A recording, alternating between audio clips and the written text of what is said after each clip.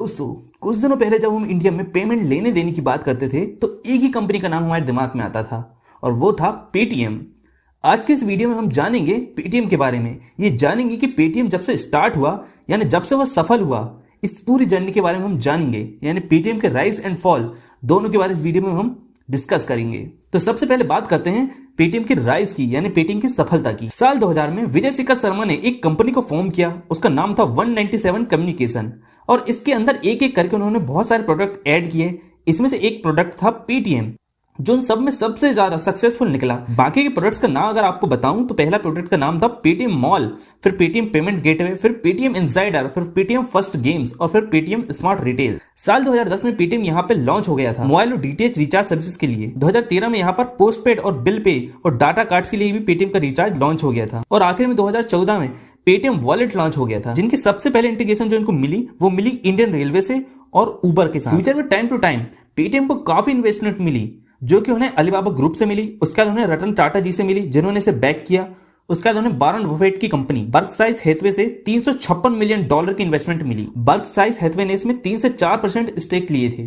Company ने बाद में जानकारी दी कि वारेन बफेट का पर्सनली इसमें कोई भी पर्सनल रोल नहीं है, यानी वॉरेन बफेट ने इसे खुद आके नहीं खरीदा था। अब फास्ट फॉरवर्ड चलते हैं 2016 के नवंबर 8 को शाम के 8:15 हो रहे थे, तभी मोदी जी टीवी में नजर। 8 नवंबर 2016 की रात्रि को 12 बजे से 500 रुपए और 1000 रुपए के करेंसी नोट लीगल टेंडर नहीं रहेंगे।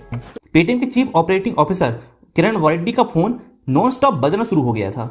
व्हाट्सएप में मैसेज की बाढ़ आ गई थी, लोगों की लंबी लंबी लाइनें लगना शुरू हो गई थी एटीएम मशीन के सामने। इसी टाइम पे कंपनी ने एक इमरजेंसी मीटिंग बुलाई ताकि कैसे वे इस चीज को अपने फेवर में यूज कर सकें। अब पेटीएम की इस मीटिंग से कंपनी ने ये निष्कर्ष निकाला कि नोटबंदी जो हुई है उसे ये अपने फेवर में यूज करेंगे। इससे इंडिया की फाइनेंशियल कंडीशन को तगड़ा इंपैक्ट पड़ेगा। इसमें अगर पेटीएम कुछ कर पाए तो पेटीएम की इसमें बहुत ज्यादा ग्रोथ होने वाली है। विजय शेखर शर्मा से बात होने के बाद कंपनी ने डिसीजन लिया कि नेक्स्ट डे वो लोग इंडिया के हर न्यूज़पेपर में फ्रंट पेज पर पीएम मोदी की फोटो के साथ पेटीएम का ऐड करेंगे, जिसमें वे पीएम मोदी को धन्यवाद करेंगे इंडिया को एक डिजिटल फॉर्म में लाने के लिए। उन्होंने वैसे ही किया, पीएम मोदी को धन्यवाद किया और कहा कि इंडिया को उन्होंने एक डिजिटल इकोनॉमी बना दिया है। इससे पेटीएम की ऐड भी हो गई। अब पेटीएम ने बिल्कुल भी ये नहीं सोचा था कि ये जो वो कर रहे हैं उससे वे राजनीतिक पचड़े में पड़ सकते हैं, और वैसा ही हुआ। अरविंद केजरीवाल जो दिल्ली के करंट सीएम हैं, उन्होंने बीजेपी को टारगेट करते हुए ये कहा कि बीजेपी एक कंपनी का फेवर कर रही है, उन्हें फायदा पहुंचा रही है और ऐसे में देश का नुकसान हो रहा है। अब आरोप ये भी थे कि पेटीएम को ये सब पहले से ही पता था, यानी पेटीएम को पहले ही पता था कि नोटबंदी कब होने वाली है और कितने समय होने वाली है। पर थोड़े समय बाद पता चला कि बात तो कुछ और ही निकली है। पेटीएम को ये पता ही नहीं था कि प्रधानमंत्री की फोटो बिना उनकी परमिशन के लगा ही नहीं सकती न्यूज़पेपर में, इसके लिए उनकी परमिशन भी लेना पड़ता है। पेटीएम को जब ये पता चला तो इस चीज के ऊपर उसने माफी मांगी और उन्होंने ये भी कहा कि हमें पता नहीं था कि परमिशन लेनी चाहिए। लेकिन पेटीएम ने इसको ज्यादा ध्यान न देते हुए आगे बढ़ना शुरू किया, क्योंकि अब पेटीएम की जबरदस्त ग्रोथ होना शुरू हो गई थी। एक ही साल में पेटीएम के यूजर्स 140 मिलियन से बढ़ के 270 मिलियन हो गए थे। बहुत ही बड़ी फंडिंग उनको मिलने लगी थी। $1.4 बिलियन की उन्हें फंडिंग मिली थी। रातों रात कंपनी के पास 5 मिलियन से ज्यादा मर्चेंट थे, 200% से ज्यादा ऐप डाउनलोड हो रहे थे। पेटीएम को फर्स्ट मूवर एडवांटेज मिल रहा था। एक तरह से पेटीएम की हर रात दिवाली की रात जैसी बीत रही थी। पेटीएम और उसके सारे वर्कर्स बिल्कुल मजे में थे। 2015 में पेटीएम अपने एक पेमेंट बैंक लॉन्च कर चुका था और 2017 में इसको आरबीआई से लाइसेंस मिल गया था, लेकिन कुछ केवाईसी कारणों के कारण कस्टमर को जोड़ने से रोक दिया गया था, बिल्कुल अभी की तरह जैसे पेटीएम अभी अब कस्टमर्स को नहीं जोड़ सकता है नए वाले। इस सब के ऊपर मैंने एक वीडियो बनाई थी जो आपको ऊपर दिख रही होगी, लिंक में क्लिक करके आप ये वीडियो देख सकते हैं और डिस्क्रिप्शन में भी मैंने लिंक दिया है। इस वीडियो खत्म होने के बाद आप ये वीडियो देख लेना। अभी सेम समस्या पेटीएम के पास अभी भी आ रही है कि अब वो नए कस्टमर नहीं जोड़ सकते क्योंकि केवाईसी में कुछ प्रॉब्लम हो रही है। सरकार कह तो नहीं रही है, लेकिन जानकारों का कहना है कि पेटीएम लोगों की जानकारी चुरा रहा है और इसे विदेशी कंपनी को बेच रहा है। 2017 के बाद सब कुछ अच्छा चल रहा था पेटीएम का, तभी पेटीएम ने सोचा कि मैं अपना आईपीओ लॉन्च कर देता हूं। तो विजय शेखर शर्मा ने नवंबर 8, 2021 में पेटीएम का आईपीओ लॉन्च कर दिया, जो स्टॉक मार्केट की हिस्ट्री में इंडिया में सबसे बड़ा आईपीओ था। अब पेटीएम ने सोचा कि वो मार्केट से 18,300 करोड़ रुपए उठाएगा, इसलिए उन्होंने अपने शेयर प्राइस को जो लिस्ट किया वो किया था 2,150 रुपए में, यानी 2150 रुपए में लॉन्च किया था उन्होंने। और लॉन्च के दिन ही पेटीएम का शेयर एकदम से गिर गया और ये शेयर गिरकर 1560 रुपए में पहुंच गया। अब ये देखकर पेटीएम की पैंट गीली हो गई।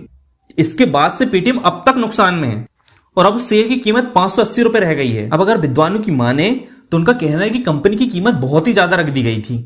तो कंपनी का जो बिजनेस था वो क्लियर समझ में नहीं आ रहा है कि कंपनी पैसा कमा कहां से रही है, क्योंकि जब आप पैसा ट्रांसफर करते तो उसमें पैसा कुछ कटता तो है नहीं है और कंपनी अगर ऐसा कुछ दिन तक अगर 1 या 2 रुपए काटने लगी हर ट्रांजेक्शन में, तो लोग गूगल पे में शिफ्ट हो जाएंगे, क्योंकि वहां पैसा नहीं कटता आपका ट्रांजेक्शन का, जबकि फोन पे में आपका पैसा कटता है और पेटीएम में भी कहीं कहीं आपका पैसा कटने लगा। तो ये कोई बिजनेस मॉडल तो हुआ नहीं है। आप अगर हर ट्रांजेक्शन के चार्ज लोगे तो लोग आपकी कंपनी छोड़कर भागने लगेंगे। इसलिए पेटीएम ने ये सिस्टम बंद कर दिया। और पेटीएम कहां से पैसा कमा रहा है ये बिल्कुल भी क्लियर नहीं है, क्योंकि पेटीएम पैसा कमा ही नहीं रहा है। पेटीएम दिन ब दिन घाटे में चलता जा रहा है। यानी आपको देखने में लगेगा कि एक बहुत बड़ी विशाल कंपनी है जिसके पास ढेर सारे ग्राहक हैं, लेकिन असल में पेटीएम पैसा कमा ही नहीं रहा है। उसी की ऐप में उसने इंश्योरेंस और वगैरह वगैरह कंपनी उसमें जोड़ दी है, जिससे वो थोड़ा बहुत रेवेन्यू जनरेट कर लेता है। लेकिन पेटीएम की मेन उसकी पेटीएम ऐप से वो कुछ भी नहीं कमाता है। ट्रांजेक्शन से वो एक फूटी कौड़ी भी नहीं कमाता है। अब कंपनी जो चिल्लर में प्रॉफिट कमा भी रही है, तो वो कब तक कमाएगी इसकी कोई गारंटी नहीं है। इसी के चलते पेटीएम का, और आज की डेट में पेटीएम का जो स्टॉक है वो 580 रुपए में गिर गया है। यानी पेटीएम का जो एक स्टॉक है वो 580 रुपए में मिल रहा है। यानी उस समय पेटीएम का आईपीओ में अगर किसी ने 1 लाख रुपए लगाए होंगे ना, तो उसके सिर्फ अब 25,000 रुपए बचे हैं। सारा पैसा डूब गया।